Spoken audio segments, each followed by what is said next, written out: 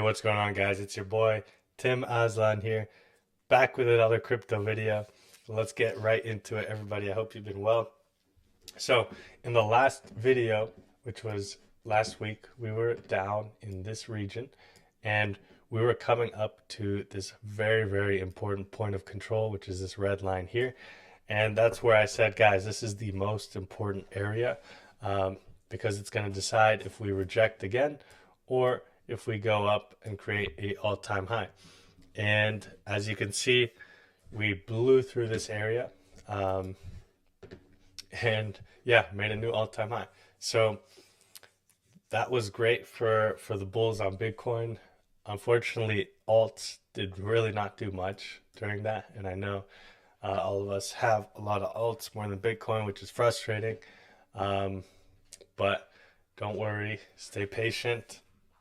Let's talk about Bitcoin and what's next and what could be good for alts. So in the previous video, I did mention this 1.618, which could be an ABC flat scenario. And that's exactly what we hit, rejected from, and then on Monday morning, took out that high, and then now we're down here, right?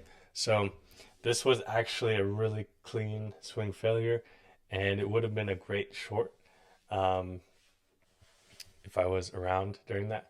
Fortunately, I wasn't, but maybe some of you guys caught it. If you did, let me know.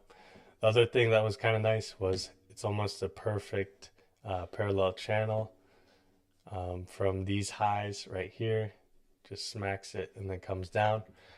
And yeah, then price moved down on Monday and Tuesday, retested weekly open on Tuesday, and then came down again. And so right now we're under weekly open and under the all-time high, which isn't really a good spot to be.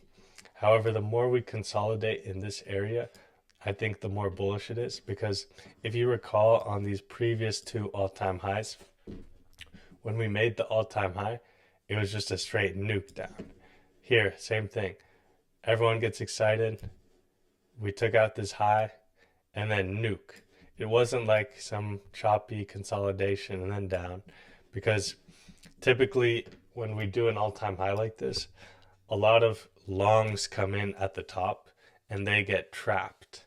And so the only way to trap them and punish them is if we move down fast and liquidate them. But in this case, we got a little bit of a decent move down, but instantly came up again. So what that tells me is there wasn't a lot of trapped traders up there, and it's not as bearish in the short term, at least in my opinion. I did post some charts on Twitter yesterday. One of them was mentioning that we bounced from the 382 of this move up, and that also matches with this white line, which is the value area high, which is the upper band of the 70% volume traded in this range. So that was quite nice. Today we kind of rejected. Now we're just chopping around. So it could hold here, right? We can go up and retest the weekly open, flip it, and continue up from here. 382 is generally the minimum retracement before a move can continue up. However, if we do come down from here, the area that I'm looking at is this 0.5 fib. Typically, I don't work on the 0.5 fib. I usually use the 618, which definitely can still get tapped down here. But what I do like about this 0.5 fib area is this is the highest volume area. You can see like significantly higher than all the volume down in this area.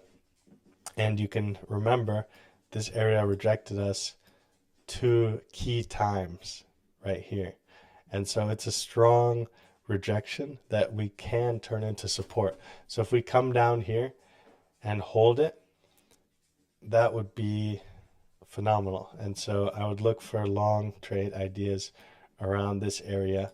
And it is worth mentioning too, if that does not hold, it could do something like that, where we chop in this range, one more quick down to touch the 618, which is the most common fib, and then head up.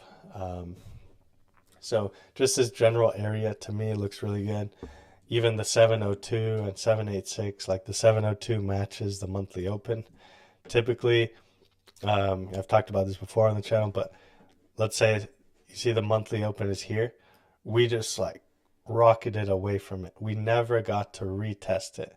And so typically we'll come back down, retest it, and move up. So there's a lot of positive support areas in this general area, which kind of tell me, hey, if we do go down here, good shot for an all-time high, at least to put some risk on. And the last and final scenario that I would be most disappointed with, but it is a very real scenario, is that this was indeed an ABC flat, and this was our short-term top. And that would not mean that the bear market starts or anything like that. It would still be bullish in a general sense. It would just be something like this, where this is a A wave, this is a B wave, and then this is a C wave. And we would just take out these two lows right here and hit that 105K area that we've talked about a lot on this channel. Some really nice confluences in this area. And, you know, that could be in the cards, Elliott wave structure wise. And it would be really clean. Like if you think about the range is here and the range is here, we took out the high, now we take out the low, and then we continue up. So just be aware of that scenario. It's not my primary scenario. You know, my primary scenario is let's put some risk on in this area, look for all-time high. You know, altcoins probably have a better risk to reward when Bitcoin's in this area. But yeah, that's the main scenario. And then worst case scenario would be something in this region right here. But yeah, anyways, guys, once we come down, I'll update with a new video next week, and then we can just see where we're at, and we can decide what's going on. Like, for example, if we start pumping from this zone and then we retrace, we can take a long, put our stop here. There's a lot of different trade ideas we can take from this area.